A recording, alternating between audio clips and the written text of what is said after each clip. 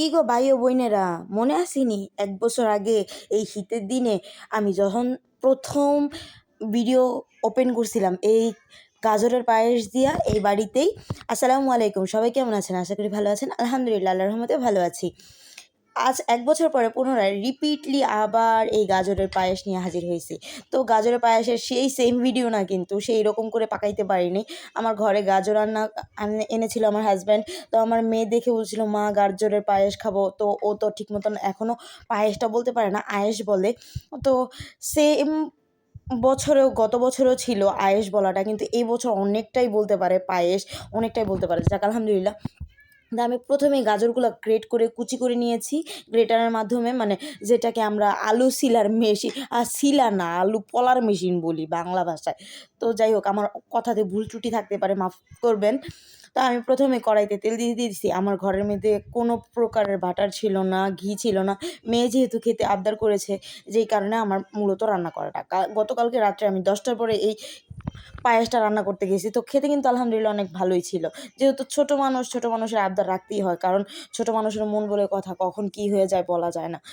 এই ভালো তো এই মন্দ, এই কারণে আমি রান্না করতে গিয়েছি। তো আমি প্রথমে গাজরগুলোকে ভালো করে ভেজে নিয়েছি। তার মধ্যে কিন্তু আমি গরম মশলা দিয়ে দিয়েছি।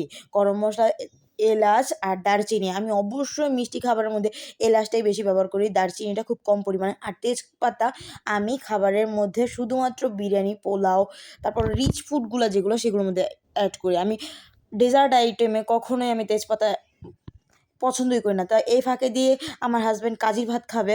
তো কাজির ভাতে অনেক কিছু নিয়ে আসছে ধনিয়া পাতা, 2 প্রকারের শুটকি, টমেটো, তারপরে এনেছে গাজর, আলু, তারপরে কালো জিরা, আরও অনেক কিছু এনেছিল। তো সেগুলা কথা বাদ দেন, কারণ এগুলা দিয়া আরও বেগুন এনেছিল, বেগুন ভর্তা খাবে। আমি তো রীতিমতন তারে বলতেছিলাম যে, এত কিছু নিয়ে আসছো, আরও তো ভর্তা বানানো লাগবে।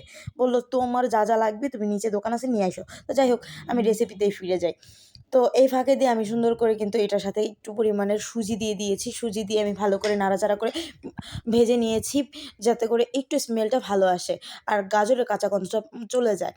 আর সুজি যদি হালকা করে ভেজে নেওয়া যায়, পায়েস বলেন, ডেজার্ট আইটেমগুলো একটু দানাদার থাকে, খেতে ভালো লাগে। তা আমি লবণ দিয়ে ভালো করে ভেজে নিয়েছি। তো দুধ দিয়ে আমি বলকানোর পরে সুন্দর করে যখন বলকায় উঠেছে, তখন আমি দিয়ে দিয়েছি চিনি। আমার পরিমাণ অনুযায়ী আমি চিনি দিয়েছি। অনেকেই বলেন যে, আপু পরিমাণ জানলে তোমার ভিডিও কেন দেখবো? আসলে আপুরা ভাইয়ারা, আমি আমার মুখের স্বাদের কথা আমি কীভাবে বলবো বলেন? আমি মিষ্টি খাই আমি কম। আপনারা যদি মিষ্টি বেশি খান, অবশ্যই আগে অল্প পরিমাণ দিয়ে দেখবেন, তারপরে আবার চেকিং করে আবার বেশি লাগলে বেশি দিবেন। কিন্তু আমি মিষ্টির পরিমাণ কম খাই, যেই কারণে আমি পরিমাণ মতন বলি। তো আমি নাড়াচাড়া করে ভালো করে বারবার অনবরত নেড়ে নিচ্ছিলাম, কারণ এটা নিচে লেগে যাচ্ছে যেহেতু সুজি দেওয়া। আর আমার বাসায় দুধও ছিল খুব অল্প পরিমাণের, যেই কারণে আমি পায়েসটা খুব অল্প পরিমাণে রান্না করেছি, কিন্তু দেখতে দেখা যাচ্ছে অনেকটা। তা আমি কড়াইতে রান্না করেছিলাম, সেইবার রান্না করেছিলাম পাতিলে। তা এই তো পরিবেশনের পালা। তো এই পর্যায়ে আমার জামাই আমারে বলতেছিল, "এত ছোট একটা চামচ নিছো যেটা দিয়ে আমার এত সময় লাগতেছে।" পরে চামচ পরিবর্তন করে আবার চামচ নিয়ে নিয়েছি।